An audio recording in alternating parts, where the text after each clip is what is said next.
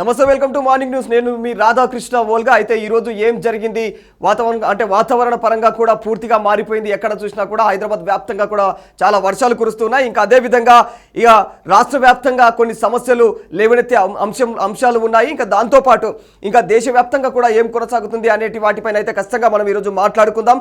ఇక ముందుగా వార్తల్లోకి వెళదాం. ముందుగా మనమైతే వెలుగు న్యూస్ పేపర్ చూసే ప్రయత్నం చేస్తాం. అందులో భాగంగానే ఫస్ట్ ఇందులో మెయిన్గా అయితే వీళ్ళు ప్రచురించింది అయితే పాష మైలారంలో ఘోరమైనటువంటి ప్రమాదం, 19 మంది మృతులు. వాస్తవానికి ఇది 19 మంది కాదు, ఇప్పటికే 30 మంది మృతులు చేరుకున్నారు. ఇంకా 30 మంది సంఖ్య 31కి చేరుకుంది. అయితే ఇక సిగాచి కెమికల్ ఫ్యాక్టరీలో భారీ పేలుడు, 100 మీటర్ల దూరంలో ఎగిరిపడ్డ కార్మికులు, కుప్పకూలినటువంటి మూడంతస్తుల అడ్మినిస్ట్రేషన్ బిల్డింగు. ప్రమాద సమయంలో ఫ్యాక్టరీ లోపల 150 మంది ఉన్నారు ప్రమాదం జరిగినప్పుడు. ఇక స్పాట్లోనే 6 చికిత్స పొందుతూ, 13 మంది కాదు, అది చికిత్స పొందుతూ ఇంకా ఎక్కువ మంది అంటే 31కి చేరింది మృతుల సంఖ్య.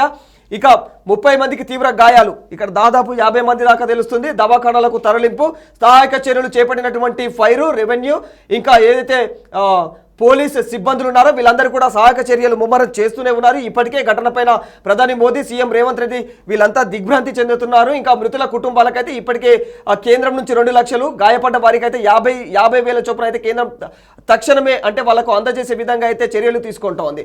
అయితే ఇక్కడ పాష మైలారం అనే ఏదైతే ప్రాంతం ఉందో, పటాన్ చెరువు ఏదైతే పారిశ్రామిక ప్రాంతం ఉందో అక్కడ ఘోరమైనటువంటి ప్రమాదం. అది నిజంగా వాస్తవానికి అక్కడ ఎంత భయంకరమైన విధ్వంసం అంటే అక్కడ కేవలం అవి ఏవైతే రియాక్టర్లు ఉంటాయో ఆ రియాక్టర్లు పేలిపోవడం, అంటే అక్కడ అవి ఒత్తిడికి గురైపోయి ఆ రియాక్టర్లు పేలిపోవడం జరిగిందంటున్నారు అధికారులైతే. అది టెక్నికల్ లోపమా అక్కడ, లేదంటే అక్కడ మానవ తప్పిదమా అనేది మాత్రం ఇంకా విచారణ కొనసాగుతుంది. దానిపైన ఒక క్లారిటీ లేదు కాబట్టి దాని విషయంలో మనం ఎక్కువగా మాట్లాడలేము. ఖచ్చితంగా అక్కడ మాత్రం చాలా ప్రాణ నష్టం జరిగింది. అక్కడ దాదాపు ఆ ఘటన సంభవించినప్పుడు మాత్రం 150 మంది అక్కడ ఎంప్లాయీస్ వాళ్ళంతా కూడా కార్మికులు ఉన్నారంటే అది ఎంత అంటే వాళ్ళు అక్కడ అలా సంభవించినప్పుడు వాళ్ళు ఎంత భయభ్రాంతులకు గురి చెంది ఉండొచ్చో మనం అర్థం చేసుకోవచ్చు.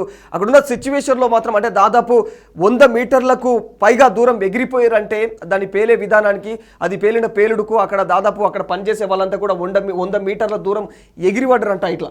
అయితే ఇది పరిస్థితి అక్కడ. అంటే దాదాపుగా ఇక్కడైతే పేపర్లో ఇది మార్నింగ్ ప్రచురించారు కాబట్టి ఖచ్చితంగా ఇప్పుడు మృతుల సంఖ్య అయితే అప్డేట్ అయిపోయింది. అది 31 మందికి చేరుకుంది. ఇక దాదాపు అక్కడ 50 మందికి పైగా తీవ్రమైనటువంటి గాయాలు ఉన్నట్టు తెలుస్తుంది. అక్కడ డ్రోన్ వ్యవస్థలు మొత్తం అరేంజ్ చేసి డ్రోన్ల ద్వారా ఎక్కడన్నా శిథిలాల కింద దాదాపు 3 అంతస్తుల అడ్మినిస్ట్రేషన్ బిల్డింగ్ మొత్తం కుప్పకూలిపోయిందంటే అర్థం చేసుకోవచ్చు. పక్కన ఉన్నటువంటి బిల్డింగులు బీటలు వారిపోయినాయి, పర్రెలు వాసిపోయినాయి. ఇట్లా ఏడువాడ అక్కడ అంత విధ్వంసం జరిగింది. అక్కడ ఖచ్చితంగా అక్కడ రియాక్టర్ల విషయము, అది రియాక్టర్లు పేలడం వల్లనే అంటే మాత్రం ఖచ్చితంగా వర్క్ లోడ్ ఎక్కువైతేనే అవి అలా పేలిపోతూ ఉంటాయి. అక్కడున్న సిచ్యువేషన్లో వాళ్ళందరూ కూడా ఎవరైతే మేనేజ్మెంట్ ఉంటుందో అక్కడ సరిపడట అంటే సంస్థకు సరిపడా అంటే ఆ రియాక్టర్లు వాళ్ళు అమర్చుకోవడము, సంస్థకు కరెక్ట్ స్థాయిలో ఉపయోగించుకోవాల్సిన రేంజ్కి మించి మంచిగా కాస్త ఎక్కువ పెద్ద స్థాయిలో రియాక్టర్లను వాడుకుంటే మాత్రం ఖచ్చితంగా అక్కడ మంచి వాతావరణమే ఉండేది. కాకపోతే అక్కడ అది పరిస్థితులు మాత్రం యాజమాన్య లోపం కూడా అని చెప్పుకోవాలి ఖచ్చితంగా అక్కడ. ఇక ప్రభుత్వాలు ఏం చేస్తాయి, ఇక ప్రభుత్వాలు ఇలాంటి కంపెనీలకు అనుమతులు ఇచ్చినప్పుడు ఇంతమంది ఇంకా ప్రాణాలు పోగొట్టుకోక తప్పదు మరి. ఇక అందులో భాగంగానే దాదాపు వాళ్ళందరికైతే కేంద్ర ప్రభుత్వం ప్రస్తుతం అయితే 2 లక్షల మంది మృతుల కుటుంబాలకు 2 లక్షల నగదును అందజేయడం జరుగుతుంది. దాంతోపాటు ఎవరైతే హాస్పిటల్లో చికిత్సలు పొందుతున్నారో వాళ్ళకి 50,000 రూపాయలను అయితే కేంద్రం ప్రకటించింది. ఇక ఇప్పుడు రాష్ట్ర ప్రభుత్వం నుంచి అయితే ఇప్పటికైతే ఏం లేదు, మరి వాళ్ళు ఏమైనా ప్రకటిస్తారా లేదా అనేది వేచి చూడాల్సింది. ఎందుకంటే ఘటన నిన్న జరిగింది కాబట్టి ఇప్పటికే ప్రకటించాలి. ఇదివరకైతే మేము దిగ్భ్రాంతి చెందుతున్నామన్న కోణంలోనే వాళ్ళు మాట్లాడుతున్నారు తప్ప ఇక వాళ్ళైతే నష్టపరిహారం అంటే వాళ్ళకు ప్రాణ నష్టం కలిగింది కాబట్టి అందులో భాగంగా వీళ్ళు ఏమన్నా వాళ్ళకి ఇస్తారా అనేది మాత్రం ఖచ్చితంగా ఓ క్లారిటీ అయితే ఇవ్వట్లేదు. ఎవరు అధికారులు వెళ్ళి చూస్తున్నారు.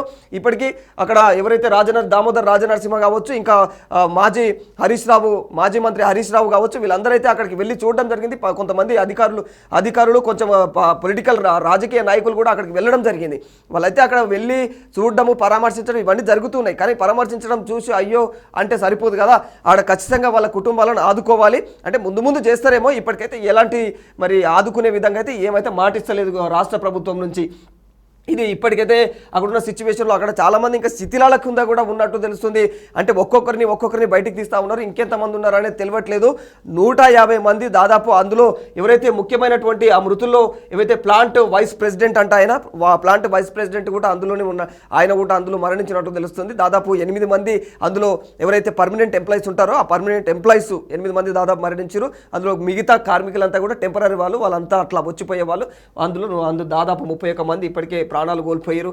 పరిస్థితి చాలా దయనీయమైన పరిస్థితి ఇది నిజంగా. ఇక్కడ ఇలాంటి పొరపాట్లు ఖచ్చితంగా యాజమాన్యాల లోపాలే ఉంటాయి. ప్రభుత్వాలు కూడా ఇలాంటి కంపెనీలకు ఏవైతే మనము ఇస్తారో జీవోలు ఇస్తారో పర్మిషన్లు ఇస్తారో ఆ టైంలో చూసుకోవాలి, జాగ్రత్తగా చూసుకొని ఇలాంటి ప్రమాదాలు సంభవిస్తే మీ కంపెనీ నుంచి ఎలాంటి పరిస్థితులు ఉంటాయి, మీరు ఎలా ఎదుర్కొంటారన్న కోణంలో వాటన్నింటినీ పరీక్షించిన తర్వాతే పర్మిషన్లు ఇవ్వాలి. ఇప్పుడు చూడు పరిస్థితి ఏమైంది.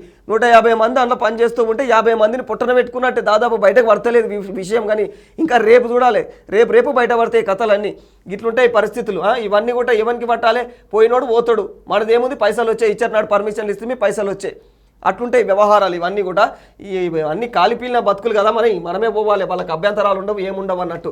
ఇక వాస్తవానికి ఇది పక్కన పెడితే ఇంకా మరో పెద్దగా అంటే దీంట్లో వెలుగులో మరో పెద్దగా వేసిన వార్త ఏమిటంటే బీజేపీలో హై డ్రామా.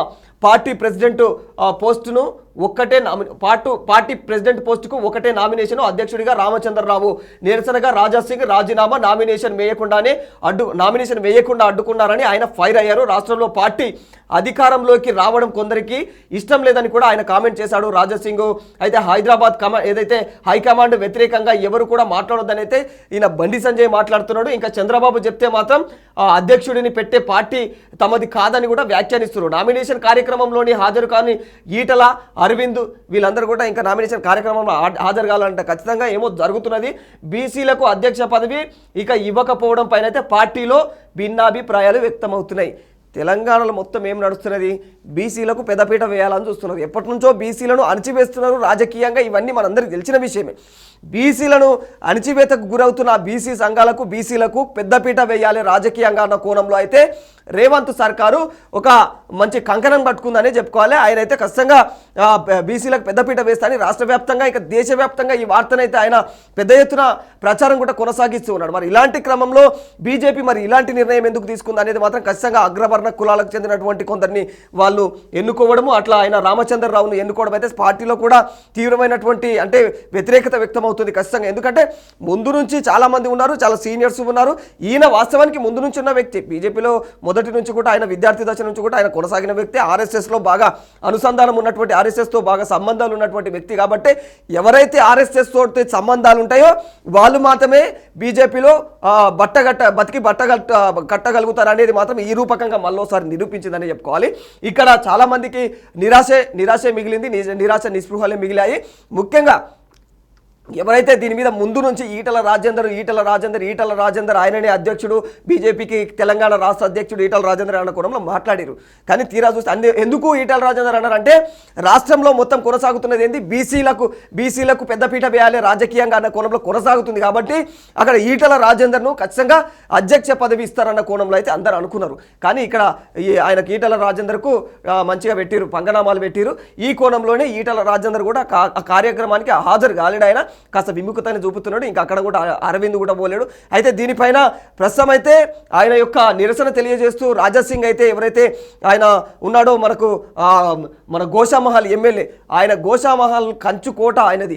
మరి గోషామహల్లో ఆయన పర్మిషన్ ఏమంటారు చూడు, శివునాజ్ఞ లేనిదే చీమైన కుట్టదు అన్నట్టు గోషామహల్లో ఆయన కనుసన్నుల్లో నడుచుకుంటూ ఉంటుంది గోషామహల్ మొత్తం కూడా.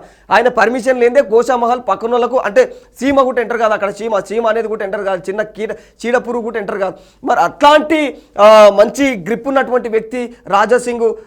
అసలు ఆ ప్రాంతం అంతా కూడా ఖచ్చితంగా కాస్త ఎందుకంటే అక్కడ మత కలహాలు ఎక్కువగా జరుగుతూ ఉంటాయి. మరి అలాంటి ప్రదేశంలో రాజాసింగ్ ఉండడము, రాజాసింగ్ అక్కడ ప్రతిసారి కూడా అక్కడ దానికి కంచుకోటలా ఆయన నిర్మించుకోవడము, ఆ ప్రాంతంలో అలాంటి వ్యక్తిని కూడా మరి పార్టీ ముందు నుంచి కూడా ఆయనను అవమానిస్తూ వస్తుంది. ఈ అవమానాలు ఎంతగా తట్టుకోవాలి అన్న కోణంలో అయితే ఆయన ఖచ్చితంగా మళ్ళీ పార్టీ నుంచి బయటకు వచ్చే ప్రయత్నాలు అయితే చేసిండు ఆల్రెడీ. దానికి సంబంధించి ఆయన రిజిగ్నేషన్ కూడా ఇచ్చేసిండు, ఎవరికి కిషన్ రెడ్డికి ఇచ్చేసిండు, అయిపోయింది, నేను పార్టీలో నాకు ఇష్టం లేదు, ఎందుకంటే నేనైతే నామినేషన్ వేయడానికి వెళ్తున్నప్పుడు నాకు సపోర్ట్ చేసే వ్యక్తులను బెదిరించారు, మరి అట్లా బెదిరిస్తారా అన్న కోణంలో ఆయన యొక్క పూర్తి ఆయనైతే అసహనానికి గురై తర్వాత మొత్తం రిజైన్ చేయడం జరిగిపోయింది. ఇక రాష్ట్రంలో పార్టీ అధికారంలోకి రావడం అయితే కొందరికి ఇష్టం లేదని, అంటే ఇప్పటి వరకు బీజేపీ తెలంగాణలో అంటే దక్షిణ భారతదేశం పక్కన పెడితే దక్షిణ భారతదేశం దేవుడెరుగు కానీ తెలంగాణలో చాలాసార్లు ఊపు వచ్చింది. నాకు తెలిసినంత వరకు లాస్ట్ ఎలక్షన్స్ అప్పుడే ఊపు వచ్చింది. బండి సంజయ్ అన్న ఆల్రెడీ బీజేపీని ఓ పట్టాలకు పట్టాలపైకి తీసుకొచ్చినాక బండి సంజయ్ అన్న నోరు మూపిచ్చిర్రు. ఇవన్నీ కూడా కేంద్రం నుంచి జరిగినాయా, ఇక్కడ నుంచి జరిగినాయా ఏందనేది మాత్రం ఖచ్చితంగా తెలియని కుట్ర, ఇది బయటపడదు. బీజేపీలో ఏం జరుగుతుంది అనేది అది అంతర్గత వ్యవహారాల విషయం కాబట్టి ఎవరు కూడా ఈ విషయంలో క్లారిటీగా చెప్పలేకపోతారు. మరి ఇప్పుడు కూడా అంతర్గతంగా ఏమో జరుగుతున్నది. ఖచ్చితంగా బీజేపీలో రాజసింగ్ అయితే అసహనాన్ని వ్యక్తం చేసి ఆయనైతే రిజైన్ చేసి పాడేసిండు. మరి ఇప్పుడు నెక్స్ట్ మరి ఏంది పరిస్థితి బీజేపీలో?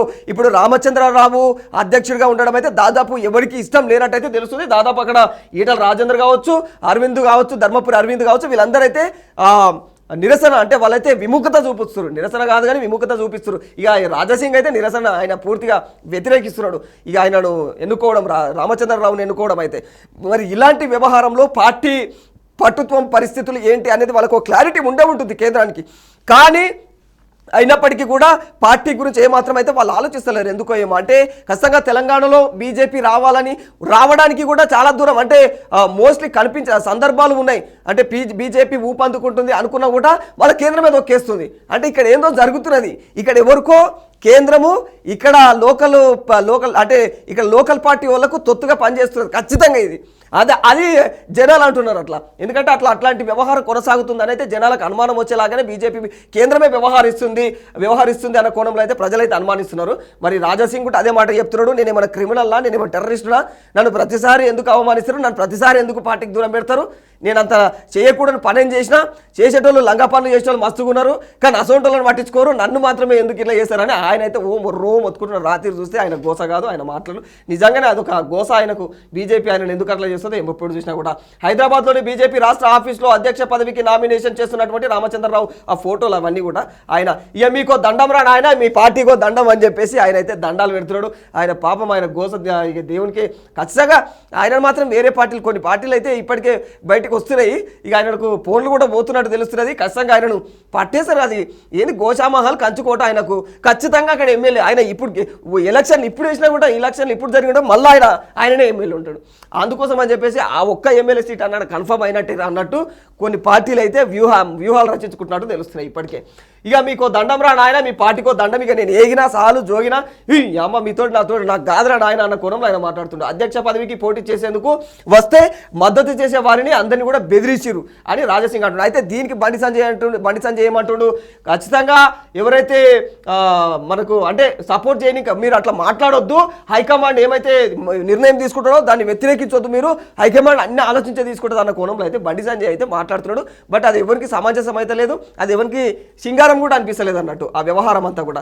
ఇక ఇందులో భాగంగానే ఇంకా మరి ఒక ఆడికి వేసిరు దీన్ని, ఏది దేశానికి రోల్ మోడల్గా అంగన్వాడీలు పౌష్టికాహారం ఇంకా టీచింగ్లో అగ్రగామిగా ఉండేలా కార్యాచరణ సీఎం రేవంత్ రెడ్డి ఏమంటున్నారంటే కొత్త టెక్నాలజీ తోటి ఏవైతే కంటైనర్ ఇంకా మొబైల్ అంగన్వాడీలు తయారు చేస్తామో ఎవరైతే తల్లిదండ్రులు ఉంటారో వాళ్ళందరికీ కూడా ఏది తల్లిదండ్రులకు భరోసా కల్పించేలా ఉద్యోగులకు కూడా వేతనాల నుంచి వాటా ఇస్తాము. ఇక ఇవన్నీ కూడా 10 నుంచి 15% కట్ చేసేలాగా పరిశీలించాలి. రవాణా ఏవైతే దేవాదాయ ఐటీ సహాయ వివిధ శాఖల్లో ట్రాన్స్జెండర్లకు సేవలు, ఇది చాలా మంచి విషయం అని చెప్పుకోవాలి. ట్రాన్స్జెండర్లకు ఇదో శుభవార్త అని చెప్పుకోవాలి. ఎందుకంటే వాళ్ళని గుర్తించిన వాళ్ళు లేరు. ఈయన నిజంగా వాళ్ళను గుర్తించి ఈ విధంగా ఇలాంటి నిర్ణయాలు వాళ్ళ కోసం తీసుకోవడం అయితే సర్వత్రా గర్వకారణం అని చెప్పుకోవాలి నిజంగా. ఇక ఏదైతే ఉందో దివ్యాంగులకు అండగా ప్రభుత్వం సంక్షేమ శాఖలపైన అయితే సీఎం సమీక్ష. దివ్యాంగులందరికీ ఇలా అంటే రాష్ట్ర వ్యాప్తంగా ఎవరైతే అంటే వాళ్ళు కష్టపడలేరు, అంటే వాళ్ళకు కష్టం చేసుకోలేరు, వాళ్ళు రకమైనటువంటి దివ్యాంగులు అంటే ఇలాంటి పరిస్థితులు ఉండి కష్టం చేసుకోలేని పరిస్థితుల్లో ఉన్న వారందరికీ కూడా ఆయన ఉపాధి కల్పిస్తాను, సహాయ సహకారాలు చేస్తానన్న కోణంలో ఆయన మాట్లాడుతున్నాడు. ఇంకా అంగన్వాడీ విషయంలో కూడా మంచి టెక్నాలజీతో అంగన్వాడీ వ్యవహారాన్ని మొత్తం మారుస్తాను అన్న కోణంలో దేశంలోనే రోల్ మోడల్గా అంగన్వాడీలను తయారు చేస్తానని అయితే ఆయన అంటున్నాడు. ఇక ఈ ఏడాది ఇంజనీరింగ్ ఫీజుల పెంపు లేదు, అన్ని ప్రొఫెషనల్ కోర్సులకు పాత ఫీజులే ఉత్తర్వులు జారీ చేసిన ప్రభుత్వం. సర్కార్ నిర్ణయం పైన స్టూడెంట్లు అయితే ఇక హర్షం వ్యక్తం. ఎందుకు ఏరా ఏదో కుక్కకు బొక్కాశ అన్నట్టు ఇంకా వాళ్ళకు ఈ సంవత్సరం ఒక్కటి మీరు ఫీజులు పెంచకపోతే చూడు ఎంత సంతోషం మా బతుకులలో గిట్టుంటాయి మా బతుకులు చిన్న గిట్లా మీరు ఒక్క సంవత్సరం ఫీజులు పెంచకపోతే మేము ఇట్లా పొంగిపోతామయ్యా గట్ల ఉంటుంది మా పరిస్థితులు మరి ఇసోంటి అంటే ఖచ్చితంగా ఇది మంచి విషయం అని చెప్పుకోవాలి ఎందుకంటే ప్రొఫెషనల్ కోర్సులు ఏవైతే ఉంటాయో వాళ్ళు కష్టపడి చదువుకుంటారు కాబట్టి మిడిల్ క్లాస్ అందరూ పైసలు ఉన్న వాళ్ళు పలుకుబడి ఉన్న వాళ్ళు వస్తారు ఈ ప్రొఫెషనల్ కోర్సులకు ఇలా పైసలు లేని వాళ్ళు అసలు బీదోడు కూడా చదువుకోవాలని వస్తాడు వాళ్ళకి మీరు ఇచ్చే రియంబర్స్మెంట్లు అవేమో కానీ రియంబర్స్మెంట్లు అని పేరుకే అంటారు వాళ్ళకి ఎవరు ఇస్తారు ఏమి ఇయ్యరు ఏం కథ చదవలేక చాలా మంది అష్ట కష్టాలు పడి ఊర్లో నేను కొంతమందిని చూస్తా నా దగ్గరికి వచ్చి మొర పెట్టుకుంటారు వాళ్ళు అన్న మేము ఇంత మెరిట్ తోటి పాస్ అయినప్పటికీ కూడా మాకు బతుకులకి వీళ్ళు రియంబర్స్మెంట్ అని పేరుకి వచ్చి అందరి ముంగల గప్పాలకి నా భుజాలను దట్టి పోయిరన్న ఆ నాయకుడు ఇది వరకు నాకు ఆ రియంబర్స్మెంట్ లేదు నాకు వాళ్ళ యొక్క సాధికారత అంటే వాళ్ళు ఇచ్చే హామీలు ఏవి కూడా వేయలేరు అన్న అని వాళ్ళు గోదరు వెళ్తుంటారు గట్లుంటుంది పరిస్థితి అయితే ఈ సంవత్సరం మాత్రం మొత్తానికి 2022 నుంచి 25 బ్లాక్ పీరియడ్ ఏదైతే ఉందో ఫీజు నిర్ణయించకుండా ఇక 2024-25తో పాటు ఈ గడువు ముగిసిపోతుంది దీంతో పాటు 2025-28 విద్యా సంవత్సరాల కోసం అయితే Telangana administration and fee regulatory committee అయితే ఫీజులను ప్రతిపాదిస్తూ ప్రభుత్వానికి పంపించింది అయితే ఫీజులను అసమగ్రంగా నిర్ణయించాలని సమగ్ర అధ్యయనం తర్వాతే ఫీజులను ప్రతిపాదించాలని ఏదైతే టీఐఎఫ్ఆర్సీని అయితే సీఎం రేవంత్ రెడ్డి ఆదేశించినట్టు తెలుస్తుంది అయితే కొన్ని నియమ నిబంధనల ప్రకారం 2022 నుంచి 25 విద్యా సంవత్సరం బ్లాక్ పీరియడ్కు ఏదైతే ఖరారు చేసినటువంటి ఫీజులనే ఈ సంవత్సరం కూడా 2022 నుంచి 25 వరకు ఖరారు చేసిన ఫీజులునే కదా ఈ సంవత్సరం కూడా అవే పెంచారు అంతనే ఉన్నది అవే ఫీజులు కొనసాగుతాయని చెప్పేసి అయితే తెలియజేస్తూ ఉన్నారు ఇక రికార్డు స్థాయిలో 95 రేషన్ పంపిణీ 95% రేషన్ పంపిణీ 3 నెలల కోటాను ఒకేసారి అందించినటువంటి ఏదైతే సివిల్ సప్లై శాఖ గతంలో కూడా ఎన్నడూ కూడా 80% మించలే ఇక హైదరాబాద్లో అయితే 103%, మెడ్చోల్లో అయితే 113%, రంగారెడ్డిలో 110% అందినటువంటి రేషను మళ్ళీ సెప్టెంబర్లోనే పంపిణీ రేషన్ వ్యవహారం ఇదంతా కూడా రేషన్ వీళ్ళు ఇంత గతంలో చాలా తక్కువ అందిస్తుండే మేము ఇప్పుడు ఈసారి వచ్చి మస్తు గొప్పగా అందించడం అన్న కోణంలో వాళ్ళు మాట్లాడుతున్నారు అన్నట్టు ఈ నిజంగా గొప్పలే చెప్పుకోవాలి కదా చేసిన పనులు అది చెప్పుకోవాలి ఇక బనకచెర్లకు బిగ్ బ్రేక్ ఎందుకంటే బనకచెర్ల వ్యవహారంలో జరుగుతున్నటువంటి అవకతవకలు ఏంటివి ఏం కథ రెండు తెలుగు రాష్ట్రాలు కూడా కొట్టకాసి వస్తున్నాయి ఎందుకంటే ఒకరికి లాభం ఒకరికి నష్టం మరి లాభ నష్టాలు రెండు చూసుకోవాలి కదా కేంద్రం కూడా రెండు చూసుకొని ఈ నిర్ణయాన్ని తీసుకున్నది అన్నట్టు కేంద్ర ప్రభుత్వం అయితే బనకచెర్లకు బ్రేక్ పడిందని చెప్తోంది వాస్తవానికి పర్యావరణానికి నష్టం జరుగుతుంది ముఖ్యంగా తెలంగాణకు నష్టం కాదు అది బనకచెర్ల ప్రాజెక్టు వల్ల ఇక్కడ జరిగే నష్టం ఏంది చూడండి ప్రాజెక్టుతో పర్యావరణానికి నష్టం అని కేంద్రమే స్పష్టం చేసింది ఇక నీటిని తీసుకెళ్లే మార్గంలోనే టైగర్ రిజర్వులు నల్లమల ఫారెస్ట్ రేంజ్ ఉందని చెప్పేసి ఇంకా దీంతో పాటు గుట్టని తొలగిస్తే ఇటు పర్యావరణానికి కూడా అటు జీవ వైవిధ్యానికి కూడా నష్టం జరుగుతుందని కూడా కేంద్ర ప్రభుత్వం పేర్కొంటున్నది ఇక టైగర్ రిజర్వాయర్ జోన్ దాటాక టైగర్ రిజర్వాయర్ జోన్ అయితే ఈ మధ్యలో ఇవన్నీ ఉన్నాయి టైగర్ రిజర్వాయర్ జోన్లు గుట్టలు చెట్లు పుట్టలు ఇవన్నిటిని తొలగించి అక్కడనంటే బనకచెర్ల ప్రాజెక్టు కావాలి అంత పెద్ద ప్రాజెక్టు అది మామూలు ప్రాజెక్టు కాదు పెద్ద ప్రాజెక్టు కథ ఆ వ్యవహారం అంతా ఇక వదిలేని పని కానీ ఇక రిజర్వ్ జోన్ దాటాక ఏదైతే టైగర్ రిజర్వ్ జోన్ ఉంటుందో దాటిన తర్వాత 19.5 కిలోమీటర్లు టన్నెల్ను ఏవైతే పరిశీలించవచ్చని కేంద్రం అయితే సూచించింది కానీ మిగులు జలాల లభ్యత కావచ్చు అంతర్రాష్ట్ర వివాదాల నేపథ్యంలో అయితే ఇప్పుడు ప్రాజెక్టుకు అనుమతులు ఇచ్చే పరిస్థితి లేదని చెప్పేసి అయితే తేల్చి చెప్పేసి దాంతో చుట్టుపక్కల రాష్ట్రాలన్నీ ఏం కావాలి వాటికి కూడా నీటి వాటా కావాలి కదా ఎక్స్ట్రా వాటర్ ఏదైతే ఉందో అది ఆంధ్రప్రదేశ్కే కాదు ఇటు తెలంగాణ కావాలి ఒడిశాకు కావాలి చుట్టుపక్కల ఉన్నటువంటి రాష్ట్రాలన్నిటికైతే కావాలి కదా నీటి వనరులు అన్నిటివి అందరికీ ఇంపార్టెంటే కదా మరి అందరినీ దృష్టిలో పెట్టుకొని మీరు ప్రాజెక్టులు నిర్మాణించుకోవాలి అందరి మధ్యలో ఉన్నటువంటి దాన్ని నాకే పెద్దపీట కావాలనుకుంటే అది ఎంత అక్రమము ఎంత అన్యాయం చంద్రబాబు అంటున్నారు జనాలు మరి ఇక బనకచెర్లకు పెద్ద బ్రేకు ఇక పోలవరం బనకచెర్ల లింకుకు అనుమతులు ఇవ్వలేమన్న కేంద్రము ఏపీ ప్రతిపాదనలను తిప్పికొట్టి వాటిని మళ్ళీ వెనక్కి పంపించింది పర్యావరణ వ్యవహారంలోనే దాన్ని పర్యావరణ శాఖ ఎవరైతే కేంద్ర పర్యావరణ శాఖ ఉంటుందో ఈ వ్యవహారాన్ని పూర్తిగా వెనక్కి పంపించింది వరద జలాల మీద మరోసారి స్టడీ చేయాలి అంతర్రాష్ట్ర వివాదాలపైన సిడబ్ల్యూసితో చర్చించాలి అని సూచించింది ఏదైతే ఫలించిన తెలంగాణ సర్కారు పోరాటము వరుస ఫిర్యాదులతో వెనక్కి తగ్గిన కేంద్రము వాస్తవానికి ఈ విషయంలో తెలంగాణ ప్రభుత్వం వీరోచితంగా అటు ప్రతిపక్షాలు కావచ్చు ఇటు ప్రభుత్వం కావచ్చు వద్దు బనకచెర్ల ప్రాజెక్టు వద్దు అన్న కోణంలో వాళ్ళైతే అందరూ కూడా మొర్రో మొత్తుకున్నారు ఇక ఇది టెమిటెన్స్ ట్యాక్స్లపైన ట్రంప్ వెనక్కి 3.5% నుంచి 1% తగ్గింపు బ్యాంక్ అకౌంట్స్ డెబిట్ క్రెడిట్ కార్డుల ద్వారా జరిగితే మాత్రం నో ట్యాక్స్ అక్కడ ఎవరైతే ఇండియన్స్ ఉంటారో లేకపోతే ఇది విదేశాల నుంచి వస్తారో వాళ్ళందరికీ కూడా ఇక cash money order cashiers cheque ద్వారా చేసే ఏవైతే రెమిటెన్స్లకు మాత్రమే ట్యాక్స్ ఉంటుంది ఈ విధంగా చేసే ఏదైతే క్యాష్ మనీ ఆర్డర్ క్యాషియర్స్ ద్వారా చేస్తారో వాటికి మాత్రమే ట్యాక్స్ ఉంటుంది. ఎన్ఆర్ఐలు హెచ్1బి సిబ్బంది ఇండియన్ స్టూడెంట్స్కు కూడా ఊరట ఈ విషయంలో. నిజంగా అదొక వాళ్ళకు వాళ్ళ అక్కడ పోయి బతుకుతారు, దూరం పోయి బతుకుతుంటారు కాబట్టి వాళ్ళకి వ్యవహారాలన్నీ ఏంటంటే ఇక సచినోని పెళ్లికి వచ్చిందే కట్నం అన్నట్టు ఉంటుంది అన్నట్టు. స్పాట్కు మంత్రులు గడ్డం వివేకు దామోదర వీళ్ళందరూ ఆడ అదే పాశమైలారం ఘటన జరిగింది కదా, గాడికి పోయిరు. ఆ పోయినవి కూడా ఫోటోలు వేసుకొని ఇవి కూడా సావు మీద రాజకీయాలు చేస్తారు ఇవాళ. ఎట్లా ఇంక మీద రాజకీయాలు చేస్తారు ఇలా కథ. ఇది ఇక ఇది చదవపోతే మేము బోనం ఎత్తినటువంటి గవర్నరు ఢిల్లీలో లాల్ దర్వాజా సింహవాహిని బోనాలు షురు. అమ్మవారికి ప్రత్యేక పూజలు చేసినటువంటి గవర్నర్ జిష్ణుదేవ్ వర్మ నేడు ఇండియా గేట్ నుంచి తెలంగాణ భవన్ వరకు ఊరేగింపు. సూపర్.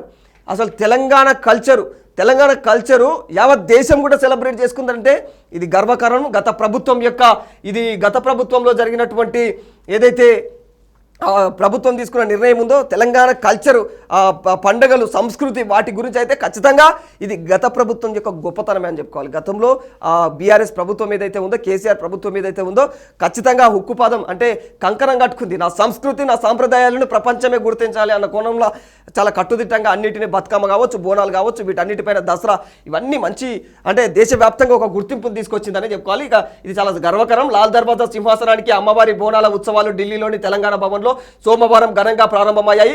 ఈ వేడుకలకు ముఖ్య అతిథిగా హాజరైనటువంటి గవర్నర్ జిష్ణుదేవ్ వర్మ, ఆలయ కమిటీ సభ్యులు ఎవరైతే పూర్ణకుంభం డప్పులు బంగారు బోనం ఎత్తుకొని ఆయన జిష్ణుదేవ్ వర్మ గవర్నర్ అక్కడ పోతుంటే అంగరంగ వైభవంగా అబ్బా చెప్తుంటే నేను ఎంతో మంచిగా అనిపిస్తున్నది. నిజంగా దేశం సెలబ్రేట్ చేసుకుంటుందంటే ఇది ఒక గర్వకారణమైనటువంటి విషయం అని చెప్పుకోవాలి. ఇక నెక్స్ట్ వచ్చేసి మనము ఏదైతే నమస్తే తెలంగాణ ఉందో, నమస్తే తెలంగాణలో ఏం జరుగుతుంది అన్న కోణంలో మనమైతే ఒకసారి ప్రయత్నం చేద్దాం. దీనికి సంబంధించి ఇక్కడ నమస్తే తెలంగాణలో మోస్ట్లీ మనకు ప్రచురించేది బట్టే ప్రస్తుతం ఉన్న ప్రభుత్వాన్ని అయితే దండిగా ఇచ్చి పడేస్తూ ఉంటుంది. ఇందులో భాగంగానే ఇక ఇదేదో లోడ్ అవుతున్నది ఏమైనా దీనికి ఇక ఈనాడు పోదాం ఫస్ట్. సరే, ఈనాడులో ఒకసారి తెలంగాణ వార్తలను చూద్దాం. మరి ఎందుకు ఇక అక్కడ నమస్తే తెలంగాణ ఎందుకు అలిగినట్టున్నది, అలా అలిగింది కాబట్టి మనం ఏం చేద్దాము, ఖచ్చితంగా తెలంగాణ వార్తలు మనం చదవాలి. అందులోకి ఈనాడులకు వాళ్ళు ఈ యాడులు చల్లకుండా ఏమిస్తారు అయ్యా వీళ్ళకు ఇంతగానో ఎక్కడవా ఇది ఈనాడు. మందుల కర్మాగారంలో మహా విపత్తు. ఈనాడుకు నిజంగా హ్యాట్సప్ చెప్పాలి. ఎందుకు చెప్పాలా, వాళ్ళు ఏ పార్టీకి సపోర్ట్ చేస్తారు ఇవన్నీ పక్కన పెడితే కరెక్ట్ దేశంలో రాష్ట్రంలో నిజంగా మేజర్ ఇష్యూస్ ఫస్ట్ చేస్తారు, ఆ తర్వాత రాజకీయాలు మాట్లాడతారు వీళ్ళు. ఇది గొప్ప విషయం. అందుకే ఈనాడుకి అందరు కనెక్ట్ అవుతారు. పాషమైలారంలోని సిగాచి ఇండస్ట్రీలో విస్ఫోటనం. ఇది ఇప్పటిదాకానే చదువుకున్నాము. దాదాపు 34 మందికి గాయాలు. ఈ 19 మంది కాదు 31 మంది మరణించారు ఈ వ్యవహారంలో. ఇప్పటిదాకా మాట్లాడుకున్నాం కాబట్టి ఇక రామచంద్రుడే రాష్ట్ర కమల దళపతి. ఈయనది కూడా అయిపోయింది. ఇక తెలంగాణ ఆల్మోస్ట్ వేసిండు. ఇక ఈనాడులో మనం ఒకసారి ఆంధ్రప్రదేశ్ చూద్దాము. మన ఈనాడులో ఆంధ్రప్రదేశ్ వార్తలే చూద్దాం. ఇక తెలంగాణ వార్తలు సరిపోయినట్టే మనకు దాదాపు. ఈ యాడులు చల్లకుండా పోయాబ్బ గితకన మేడలారా నాయన. అమరావతిలో క్వాంటమ్ సేవలు జనవరి నుంచి అందుబాటులోకి. కంప్యూటర్ ఏర్పాటే కాదు ఎకోసిస్టమ్ను కూడా అభివృద్ధి చేస్తాం. జాతీయ అంతర్జాతీయ సంస్థలు అందిపుచ్చుకోవాలి. ఇంకా క్వాంటమ్ డిక్లరేషన్ పైన సీఎం చంద్రబాబు ప్రకటన. విజయవాడలో అయితే దిగ్గజ సంస్థలతో వర్క్ షాపులు. ఇక మొత్తం అమరావతిని ఆంధ్రప్రదేశ్ను అభివృద్ధి చేయడమే లక్ష్యంగా అయితే చంద్రబాబు టార్గెట్ పెట్టుకున్నాడు. ఆయన యొక్క గోల్ బాగుంటుంది నిజంగా, అంటే ఆయన విజన్ బాగుంటుంది. అక్కడ ఎవరైతే అంటే గవర్నమెంట్ ఉద్యోగాలే కల్పించడం కాదు, ప్రైవేటు పరంగా కూడా ఏ విధంగా ఎంప్లాయ్మెంట్ను కలగజేయాలి, అక్కడ ఏ విధంగా డెవలప్ చేయాలి అన్న కోణంలో ఒక విజనరీ లీడర్ అని చెప్పుకోవాలి. ఆయన నిజంగా ఒక విజన్ ఉన్నటువంటి లీడర్. ఈ కోణంలోనే ఆయన క్వాంటమ్ సేవలు అంటే క్వాంటమ్ కంప్యూటర్స్ అంటే నాట్ ఏ జోకు, అవి చాలా అత్యాధునికమైనటువంటి మనం వాడే టెక్నాలజీ కాదు, క్వాంటమ్ టెక్నాలజీ. అది మొత్తం పూర్తిగా ఏదైతే ఏఐ ఉంటుందో ఏఐ మిళితమైనటువంటి కంప్యూటర్లు, అక్కడ ఆ టెక్నాలజీ ఆ వ్యవస్థను యూజ్ చేసుకొని ఆ విధమైనటువంటి సేవలను యూజ్ చేసుకొని అక్కడ అత్యాధునికమైనటువంటి పరిశ్రమలను ఏర్పాటు చేయాలి, టెక్నాలజీకి సంబంధించినటువంటి పరిశ్రమలు ఏర్పాటు చేయాలి, ఐటీ రంగాలు ఏర్పాటు చేయాలన్న కోణంలో ఆయన ఈ యొక్క నిర్ణయం తీసుకుంటూ అక్కడ ఏదైతే జాతీయ అంతర్జాతీయ సంస్థలు ఏవైతే ఉన్నాయో వాటన్నిటికి కూడా ఆయన పిలుపునిచ్చి అక్కడ ఖచ్చితంగా రావాలి, మీరు చూడాలి అక్కడ అమరావతి పరిస్థితి ఏ విధంగా ఉంది, మీరు కంపెనీలు పెట్టుకోగలిగేటట్టు నేను వెసులుబాటు కల్పిస్తాన కోణంలో ఆయన మాట్లాడుతున్నాడు అన్నట్టు.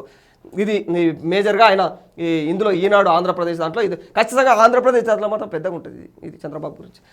చెవిరెడ్డి ప్రధాన అనుచరులు అరెస్టు, బాలాజీ యాదవ్, నవీన్ కృష్ణలను అదుపులోకి తీసుకున్నటువంటి సిట్ టీము. మధ్యప్రదేశ్లోని ఇందోర్లో పట్టివేత, మద్యం ముడుపుల తరలింపులో వీరిద్దరు కీలక పాత్ర పోషించారట. చెవిరెడ్డి ప్రధాన అనుచరుడు చెవిరెడ్డి తెలుసు కదా, ఆయన మద్యం లిక్కర్ కేసులలో అయితే ప్రస్తుతం ఆయన ఆరోపణలు ఎదుర్కొన్నప్పుడు కాకుండా అరెస్ట్ కూడా అయ్యిండు. ఇక ఈ వ్యవహారంలో ఇక వీళ్ళిద్దరు ప్రధాన నిందితులు, ఇక ఎవరైతే ముడుపులు చెల్లిస్తూ ఉంటారో ఇక్కడ అక్కడ ట్రాన్సాక్షన్స్ ఉంటాయో డబ్బుల వ్యవహారము, అవన్నీ కూడా వీళ్ళిద్దరు బాగా మేజర్గా చూసుకునేదంట. ఎవరై ఈయన బాలాజీ అంట, నవీన్, వీళ్ళిద్దరు కనిపిస్తున్నారు కదా గీలే. ఎస్, భాజపా రాష్ట్ర అధ్యక్షుడిగా మాధవ్. ఆంధ్రప్రదేశ్ వ్యవహారం ఇది, ఆంధ్రప్రదేశ్లో చూడండి. ఇక భాజపా ఆంధ్రప్రదేశ్ రాష్ట్ర నూతన అధ్యక్షుడిగా మాజీ ఎమ్మెల్సీ పోకల వంశీ నాగేంద్ర మాధవ్. ఈయనను మామూలుగా అయితే ఎట్లా పిలుస్తారంటే పివిఎన్ మాధవ్ అని పిలుస్తూ ఉంటారు అనమాట. ఈ పేరునే అధిష్టానం అయితే ఖరారు చేసింది.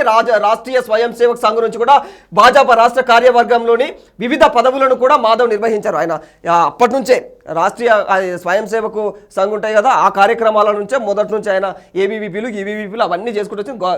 ఇక్కడ గొప్ప విషయం ఏంటంటే ఇక్కడ ఈయనకు అంటే ఓ బీసీ బిడ్డకి ఇచ్చిరిడ. ఎందుకంటే అక్కడ ఈ తెలంగాణలో గుర్తించని, తెలంగాణ బీజేపీ గుర్తించని బీసీలను ఇక్కడ ఏపీ బీజేపీ గుర్తించింది. అది గర్వకారణం అని చెప్పుకోవాలి. వాస్తవానికి ఇది కేంద్ర చేతులు ఉండే నిర్ణయం అనుకో. ఇక ఇక్కడ మాత్రం ఖచ్చితంగా కాపులకు కమలకు కొమ్మే ఇక పంగనామాలే పెట్టిరాడా. ఎందుకంటే ఆడ ఉన్న ఇంతకుముందు ఎవరు పురంధరేశ్వరి, మళ్ళీ ఆమెనే రాష్ట్ర అధ్యక్షురాలు అవుతుందని అందరూ ఊహించారు. ఖచ్చితంగా అక్కడ ఇంకో స్కోప్ లేదు. ఎందుకంటే ఆడ పవన్ కళ్యాణ్ ఉన్నాడు, చంద్రబాబు ఉన్నాడు కాబట్టి పురంధరేశ్వరికి ఈ మళ్ళీ బీజేపీ రాష్ట్ర పగ్గాలు దక్కుతాయి అన్న కోణంలో అందరూ ఆలోచించారు. కానీ అనూహ్యంగా ఈయన పేరు కూడా తెరపైకి రావడం చాలా విచిత్రంగా అనిపించింది. కాకపోతే అక్కడ అందరూ అంటున్నారు ఈయనను ఏకగ్రీవంగా ఎన్నుకున్నారట, కానీ అక్కడ బలవంతంగా ఏకగ్రీవాన్ని చేస్తూ ఉన్నారు. ఇక్కడ మన తెలంగాణలో అదే జరిగింది కదా, బలవంతపు ఏకగ్రీవం అయింది. అది ఒకరు నామినేషన్ వేసిరు తెలంగాణలో, అది చిత్రం. అది ఒకరే ఎట్లేస్తారు అందరు రాజసింగ్ నేను కూడా ఎన్నికపోయినట్టు బెదిరించి పక్కకు దోపిరంట. గిట్లా అది బలవంతపు ఏకగ్రీవాన్ని చేసిరు. ఏది కేంద్రమే, ఈ కేంద్ర మాటలు ఇవన్నీ. ఇక ఇక్కడ కేంద్రం కాదయ్యో, కొందరు ఆరోపణలు అవుతున్నాయి. అంటే కొందరు రాష్ట్రంలో ఉన్నటువంటి చంద్రబాబు పాలన ఉంది కదా, చంద్రబాబు పవన్ కళ్యాణ్ బాగా ఇప్పుడు అవి కూటమి కదా, కూటమి నుంచి వచ్చిన ఒత్తిడి కారణంగానే తెలంగాణ బీజేపీ రాజకీయాలు కూడా మారినాయి అని అంటున్నాను. ఎంతవరకు వాస్తవం అనేది అయితే తెలియదు. ఇక పోలవరం బనకచెర్లకు జలసంఘం అనుమతి కావాలి, వీళ్ళ రకం వీళ్ళ పోరాటం. ఇక పర్యావరణ ఏదైతే మదింపునకు ముందే ఆ ప్రక్రియ పూర్తి చేయండి, రాష్ట్ర ప్రభుత్వానికి కేంద్ర అటవీ పర్యావరణ నిపుణుల కమిటీ సూచన. టీఓఆర్ ప్రతిపాదన వెనక్కి, పోలవరం బనకచెర్ల అనుసంధాన ప్రాజెక్టుకు తొలుత కేంద్ర జలాల సంఘం అనుమతులు తీసుకోవాలి. అవన్నీ తీసుకోకుండా వీళ్ళు ఇష్టం వచ్చిన ప్రాజెక్టులు డిజైన్ చేసుకున్నారు. వాటికి సంబంధించి మొత్తం మ్యాప్లే వేసుకున్నారు.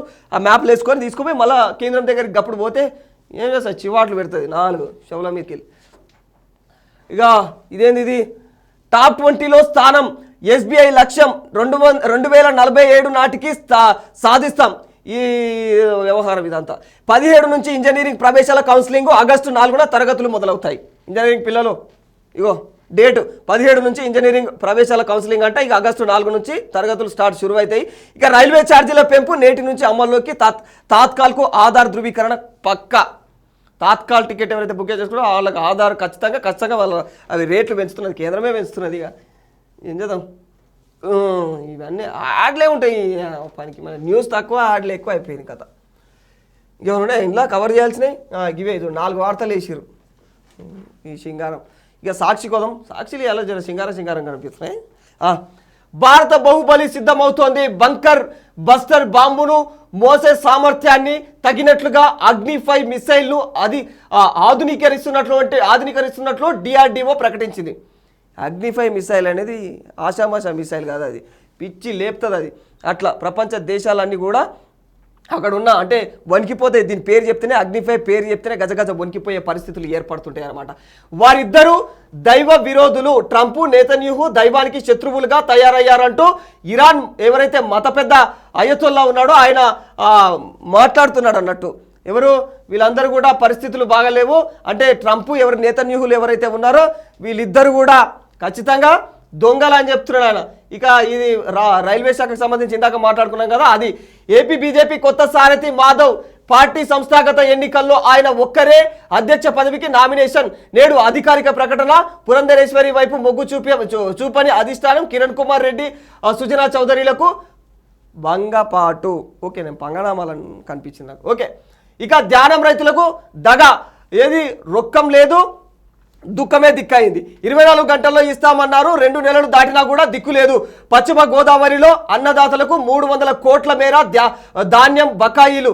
కోనసీమలో 260 కోట్లు, తూర్పు గోదావరిలో 150 కోట్లు, కాకినాడలో 130 కోట్లు.